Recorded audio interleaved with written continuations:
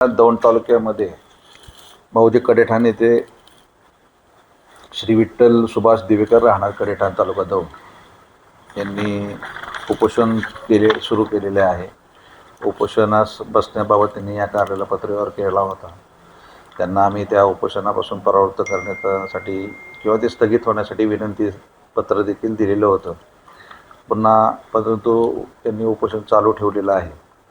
त्यांचं असं म्हणणं आहे की मौजे कडेठाण दौंड तालुक्यामध्ये जे गाव आहे त्याच्यामध्ये काही गट नंबर आहे ते 625/8, 691, 683/8, 682 जे काही वन विभागाकडील हे पूर्वीचे गट नंबर आहेत। त्यांचं असं म्हणणं आहे की त्यामध्ये वन विभागाचं क्षेत्र होतं, त्यामधलं अतिक्रमण निघालं पाहिजे।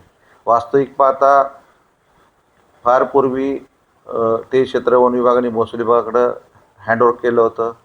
महसूल विभागाने काही प्रयोजनार्थ त्या काही लोकांना वाटप क्षेत्र तिथे केलेलं आहे आणि तिथे आता वाटप क्षेत्र झाल्यामुळे तिथल्या बरेच क्षेत्राच्या त्या वनहद्दी तिथं नष्ट झालेल्या आहेत आणि तिथं वनहद्दी नष्ट झाल्यामुळे त्या भागामध्ये वन क्षेत्र जे काही शिल्लक राहिलेलं आहे ते शिल्लक राहिलेलं वन क्षेत्र निश्चित कोठे आहे त्यासाठी वन विभागामार्फत किंवा त्या वन क्षेत्राचं किंवा त्या वाटप क्षेत्राचं तिथं सर्वेक्षण सीमांकन होणं जरुरी आहे।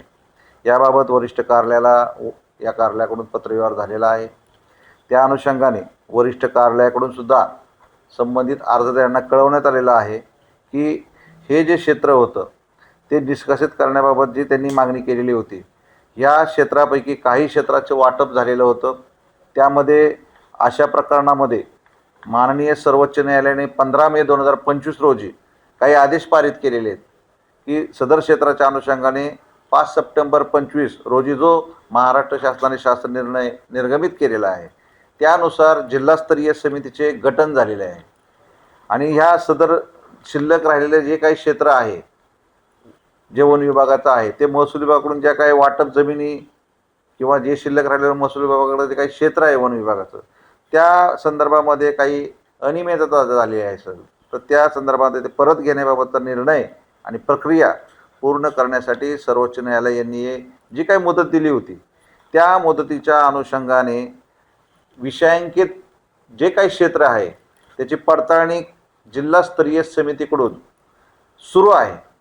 त्या जिल्हास्तरीय समितीकडून त्याबाबतची प्रक्रिया पूर्ण झाल्यानंतर संबंधित क्षेत्रावर जे काय अतिक्रमण हटवण्याची कार्यवाही होईल आणि ह्यासाठी त्या भागामध्ये त्या क्षेत्राचं सर्वेक्षण सीमांकन होणं गरजेचं आहे।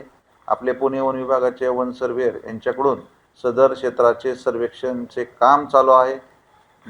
त्या जे काही वाटपधारक आहेत त्यांच्याकडे संवाद चालू आहे की तिथे त्यांची वायवाट कुठून कशी आहे, त्यांना वाटप केव्हा झालं, त्यांची कागदपत्र पडताळणी काम सुरू केलेलं आहे आणि अशा पद्धतीने अंतिमतः ही संपूर्ण कारवाई पूर्ण झाल्यानंतरच याबाबत जे काय अतिक्रमण आढळून येईल ते नियमानुसार चौकशी प्रक्रिया राबवून यानंतरच ते आपल्याला कारवाई पूर्ण करण्याची आम्ही करणार आहोत। सर, तसं तर ते उपोषणकर्त्यांनी असं देखील म्हटलं, तुम्ही त्यांना काहीतरी तोंडी आश्वासन दिलं की ते ज्या प्रकारचं त्यांनी उपोषण केले त्या संदर्भात जागेची काही मोजणी आहे ते काय 50% असं काम झालेलं असं तुम्ही सांगितलं आहे बरोबर, असं त्यांना विचारलं आम्ही, तर त्यांचं म्हणणं असं की सरांनी आम्हाला अजून लेखी दिले नाही त्या संदर्भात 50% 100% जे काम झालं त्या संदर्भात। काल 16 ऑगस्ट रोजी त्यांना अर्जदार यांना उपोषणकर्ते यांना या संदर्भामध्ये सर्वेक्षण सीमांकन आणि वहिवाटदार यांची आवश्यक माहिती संकलित करून नियमानुसार चौकशी कारवाई पूर्ण करून आढळून आलेले अतिक्रमण निष्कासित करण्याची कारवाई करण्यात येईल। या संदर्भामध्ये मोजणी सुरू असल्याचीही त्यांना आम्ही आज रोजी कळवित आहोत। आणि सर, आता त्यांचं उपोषण आता चालू आहे, तर आता आपण त्यांना पुन्हा एकदा भेट देणार आहात का त्या संदर्भात? हो, आज त्यांना संपर्क साधून पुन्हा एकदा विनंती पत्र देणार आहोत की सदरचं उपोषण स्थगित। आता माहिती घेतली असता त्यांची जी बॉडी लँग्वेज आहे ती गंभीर परिस्थितीत झालेली आहे, तर आता पाहिलं तर त्यांनी अजून एक सांगितलं की जर लवकरात लवकर निर्णय नाही घेतला तर उद्यापासून मी आता सर्व पाणी देखील सोडण्याचा प्रयत्न करणार आहे। या संदर्भामध्ये आम्ही पोलीस निरीक्षक यवत पोलीस स्टेशन यवत तालुका दौंड यांना सुद्धा केलेल्या कारवाईची आम्ही माहिती देत आहोत. संबंधित आज आम्ही प्राथमिक आरोग्य केंद्र वरवण तालुका दौंड यांना सुद्धा ह्या करत असलेल्या कारवाईबाबत आम्ही त्यांना माहिती देत आहोत. निश्चित ह्या संदर्भात बी पुढील योग्य कारवाई करण्यात येईल. आपण दौंडच्या कडेठाण या परिसरामध्ये आहोत. या परिसरामध्ये 3 दिवसापासून विठ्ठल दिवेकर हे आमरण उपोषणासाठी बसलेले आहेत. मात्र प्रशासनाने वेळोवेळी यांच्या उपोषणाकडे दुर्लक्ष केल्याचं देखील समोर येत आहे. त्यांच्या विविध मागण्या जे काय फॉरेस्टचा जो एरिया आहे त्याच्यामध्ये जे गायरान जागा आहे त्याच्यामध्ये जे काही अतिक्रमण केलेलं आहे काही लोकांनी त्याच्या विरोधात त्यांचं आंदोलन आहे. त्याचबरोबर जलजीवन जी योजना आहे त्या योजना संदर्भात देखील त्यांची मागणी आहे. त्या योजना संदर्भात जे काही भ्रष्टाचार होतोय, ज्या प्रकारचं जे काही ते काम संथगतीने सुरू झालेलं आहे त्या संदर्भात देखील त्यांनी प्रशासनाला प्रश्न विचारलेत. मात्र प्रशासन ठोस त्यावर काही निर्णय घेताना दिसत नाही. त्यामुळेच आता त्यांनी आमरण उपोषणाचा जो पवित्रा घेतलाय आणि तो उपोषण आक्रमक होताना दिसतंय. आपण त्यांच्याकडनं जाणून घेणार आहोत नेमकी त्यांची मागण्या काय आहेत आणि तुम्ही प्रशासनाला कशा प्रकारे मागणी करताय. सर, आपण किती दिवसापासून उपोषण करताय आणि आपल्या उपोषणाचे जे कितवा दिवस आहे काय सांगाल सर? आता तसं वास्तविक पाहता मी तर सामाजिकच कार्यकर्ता आहे. मला या उपोषणाची काही गरज नाही. परंतु एखाद्या काहीतरी ह्याच्यामुळे समाजाला किती दिवस वेठीस धरायचं हे पण शासनाने अधिकाऱ्यांनी याकडे पाहिलं पाहिजे. तसं पाहिलं तर माझं हे 3रं उपोषण आहे आणि आजच्या 3ऱ्या उपोषणातला 3रा दिवस आहे. माझ्या मागण्या अगदी शासनाला रास्त आहेत की असं काही नाही की बाबा हे मी काय माझ्या हितासाठी करतोय किंवा काय करतोय. माझी पहिली मागणी अशी आहे, आमच्या कडेठाण गावामध्ये गायरान आणि फॉरेस्ट क्षेत्र आहे. त्या संदर्भात आमची 3 आमरण उपोषणं झाली 5-5, 6-6 दिवसाची. अधिकाऱ्यांनी आम्हाला निवेदनं दिली 31 ऑक्टोबर 2025 पर्यंत तुमचं सर्व अतिक्रमण काढून तुमच्या गावाला आणि तुम्हाला आम्ही न्याय मिळवून देऊ. अगदी लेखी निवेदनं देऊनही अधिकाऱ्यांनी त्याची काही म्हणजे अगदी कागदपत्रे काहीच हालचाल केलेली नाही.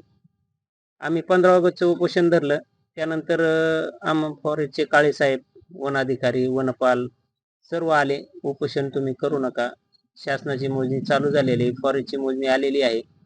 माझी त्यांना एकच विनंती होती, मोजणी चालू झालेली आहे तर मोजणी पूर्ण करा, प्रत द्या आणि मी उपोषण स्थगित करतो. आता पुढची भूमिका काय असणार जर त्यांनी तुम्हाला ते त्या संदर्भात जलजीवन संदर्भात देखील तुम्हाला लेखी पण दिलेला आहे आणि वन विभागाकडनं काय लेखी दिले का तुम्हाला? वन विभागाकडून लेखी काल नाही दिलेलं काही. काल फक्त म्हणले मोजणी आज होईल, आज आणि उद्या पूर्ण होईल, 2 दिवसात मोजणी पूर्ण होऊन जाईल, तुम्ही उपोषण स्थगित करा आणि एक पत्र देऊन गेलेत. तुम्ही पत्र त्यांनी वन विभागाने पत्र दिलेलं आहे तुम्हाला, पण तुम्ही त्याच्यावर सहमत आहात का? नाही, त्या साहेबांवर आमचा आता विश्वासच नाही. कारण 2 वेळा उपोषण होऊनही त्यांनी काहीच केलं नाही. अगदी आम्ही आत्मदहनाची पण निवेदनं दिलेली फक्त आहेत. आश्वासन देतात का ते? फक्त आश्वासन देतात, हे करू नका, आमचं काम युद्ध पातळीवर चालू आहे. आणि जलजीवन योजनेसंदर्भात देखील तुम्हाला पत्र आलेलं आहे, पण त्या पत्रात ते म्हणतात ते काय निधीचा काय विषय आहे, तो काय प्रकार काय निधीचा? जलजीवन निधीचा विषय आमचा प्रत्येक ग्रामसभेत निघत होता. ग्रामस्थांच्या भरपूर अडचणी आहेत पाण्याच्या बाबतीत. एवढं गाव आमचं सुजलम सुफलम असून आम्हाला पाण्यासाठी वनवन हिंडावं लागतं आणि ह्या महिलांचे गंभीर प्रश्न आहेत. पाण्यासाठी महिलांना हांडे घेऊन इकडे तिकडे जावं लागतं. कोणाची बोर. सरपंच काय करतात? सरपंच काय नाही, नुसते स्टनबाजी चालू आहे सरपंचाची. आमदाराची भूमिका काय याच्यामध्ये? आमदारांचा विषय काय नाही. आमदारांचं तालुक्याचा आमदार म्हणजे त्यांचं हे लक्ष असणं गरजेचं आहे. त्यांचं लक्ष असतं, परंतु गावातूनच काही विषय आमदारांपर्यंत जात नाहीत. या निधीचा योग्य असा वापर गावातून होत नाही. मग तुम्ही आमदारांपर्यंत गेले होते का कधी? हो, आम्ही गेलो होतो. त्यांचं उत्तर काय आलं? ते ठेकेदारांना दिलेलं आहे, कॉन्ट्रॅक्टदाराला काम दिलेलं आहे आणि ते त्यांच्या ह्याने करतात आणि त्यांना निधी पण उपलब्ध झालेला आहे, परंतु त्याचा ते वापर व्यवस्थित होत नाही. आता आपली पुढची भूमिका काय असणार आहे जर या जे मागण्या आपल्या मान्य झाल्या नाही, पत्र देऊन देखील तुम्ही त्यांच्याशी सहमत नाही, आपण पुढचं आपलं नियोजन कसं, आपली रणनीती काय असणार आहे, भूमिका काय असणार आहे? कॉन्ट्रॅक्टर आणि जलजीवनचे योगेश दिवेकर म्हणून साहेब आहेत, त्यांनी आम्हाला दिलं होतं की 2 महिन्यात हे सगळं आता निधी उपलब्ध झालाय, 2 महिन्यात आम्ही तुम्हाला पूर्ण काम होईल. तर मी आणि ग्रामस्थांनी त्यांना विनंती केली, 2 महिन्याच्या जागी आम्ही 3 महिने थांबू, परंतु आमच्या गावातील नळाला पाणी तुम्ही द्या आणि मग आम्ही हे उपोषण स्थगित करू. पाहिलंच की कशा प्रकारे आपल्या गावाच्या विकासासाठी हा व्यक्ती उपोषण करत आहे आणि गावकऱ्यांनी देखील साथ देणं तितकंच गरजेचं आहे. जी गायरांची जागा आहे फॉरेस्टमध्ये, त्या जागेमध्ये अतिक्रमण होतोय. त्याचबरोबर जलजीवनची जी योजना आहे त्या संदर्भात देखील त्यांनी आवाज उठवणार दिसतोय. हे उपोषण त्यांचं एकट्याचं नाही, तर संपूर्ण गावाचं उपोषण आहे. त्यासाठी त्या उपोषणामध्ये सातत्याने ते वेळोवेळी या अगोदर देखील उपोषण केलेत, सातत्याने त्यांनी पाठपुरावा केलाय. मात्र प्रशासनाकडून आज तशा प्रकारचं ठोस जी काय माहिती असेल ती माहिती मिळताना दिसत नाही. कारण आता प्रशासनावर त्यांचा विश्वास नसल्याचं देखील आता त्यांनी नमूद केलेलं आहे. नक्कीच प्रशासनाच्या वतीने कशा प्रकारे पुढची कारवाई केली जाते हे देखील आता महत्वाचं ठरेल. पवन साळवे, न्यूज अनकट, दौंड.